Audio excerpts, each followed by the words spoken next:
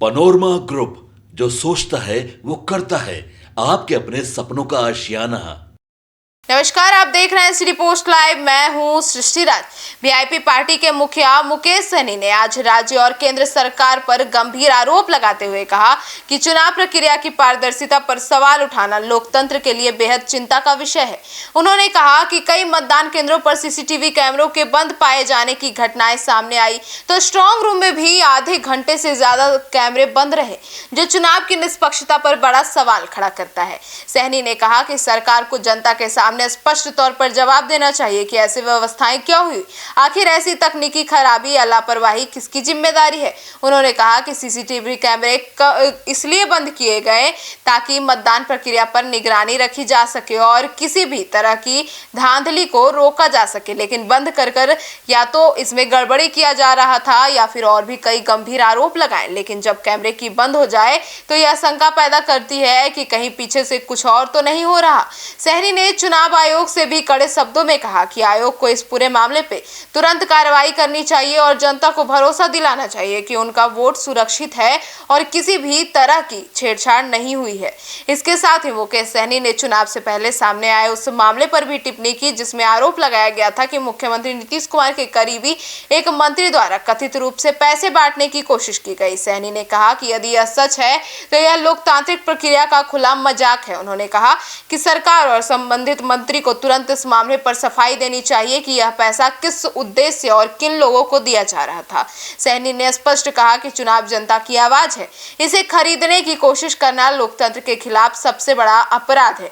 उन्होंने मतदाताओं से जागरूक रहने और निष्पक्ष तरीके से मतदान करने की अपील की। उसके बयान का मुख्य संदेश था कि निष्पक्ष चुनाव सिर्फ जिम्मेदारी नहीं, लोकतंत्र की आत्मा है और इसे सुरक्षित रखना सबकी जिम्मेदारी है। आगे सुनिए और क्या कुछ कहते नजर आए मुकेश सहनी। इसके लिए तो चुनाव आयोग को जवाब देना चाहिए कि ये क्या हो रहा है, और रहा कि दिल्ली के सरकार को भी जवाब देना चाहिए, राज्य में जिनकी सरकार थी उनको भी जवाब देना चाहिए। और आप सब जान रहे हैं कि विजय चौधरी जी नीतीश जी के काफी नजदीकी हैं और वो अपने क्षेत्र में लीगल अनलीगल सब काम कराते हैं। अभी अगर 10,000 रुपया भी अगर बांटने का आया तो दूसरे जिला में या दूसरे विधानसभा में जिस अनुकूल पैसा बांटा गया उसके अनुकूल डबल उनके विधानसभा क्षेत्र में बांटा गया। तो ये सारे चीज जांच का विषय है।